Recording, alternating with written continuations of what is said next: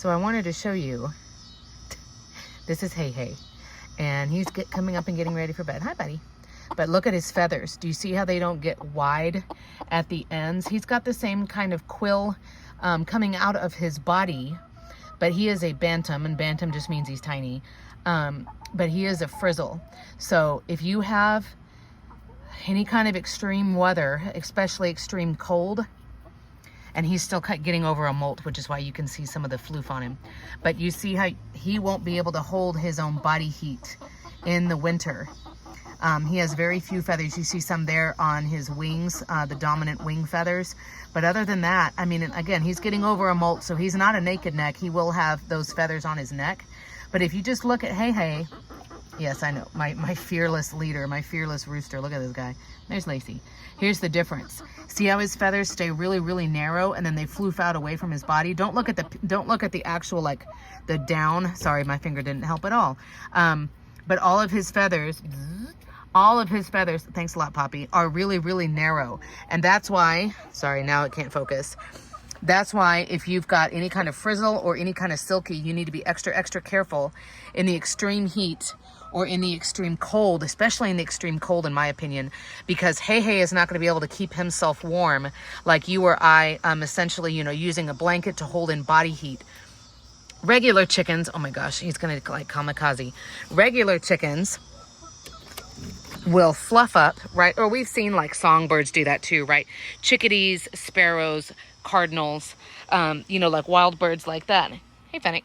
They will fluff up, and every layer of feather creates an air pocket. So it's kind of like feather, space, feather, space, feather, space.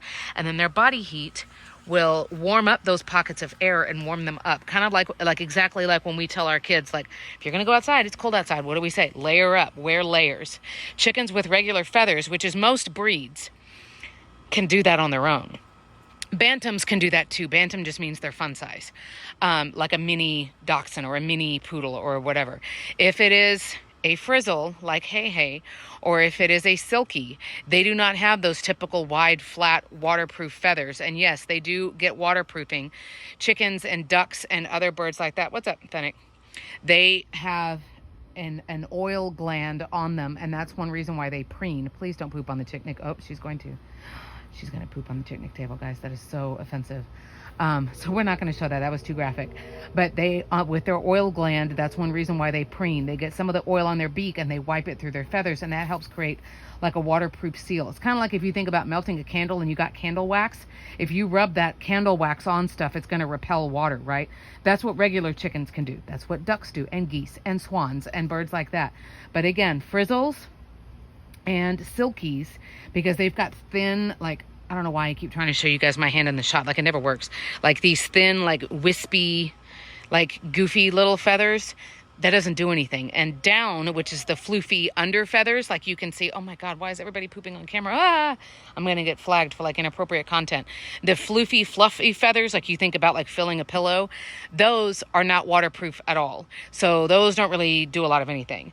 So just keep that in mind as we talk about, you know, all of the content that I have here about keeping your chickens cool in the summer and keeping them warm in the winter. That's why, because now that you got a closer look at the frizzle, I mean, he just looks like he has these really long, narrow, like little wispy feathers. They're not going to hold in any body heat. So he can't fluff up and do, you know, anything. So again, if you've got chickens of those breeds, be mindful. You're going to have to help them regulate their body temperature. You're going to have to do more to keep an eye on them. And of course, with all extreme temperatures, if we're talking below freezing, I talked about this in this recent video, but you have to think about they need a shelter, which is a place where all of them could fit to get out of the elements, whether it's a crazy strong north wind, whether it's sleet, or snow. Now, chickens can be out in that stuff, but just like us, if we were playing outside with our kids after a while and making snowballs, your hands are going to go numb and you're like, all right, that's it, I'm done. You need to have a place where you can go and escape that when you're just done. Like, I'm checked out. I don't want any more of this cold nonsense. So they need a place. I will block all of this almost all of the way around with feed bags or trash bags or anything that will just keep some of the wind and the wet out so that they've got a safe spot. You know, I can safely have all 6 of my chickens in there at the same time.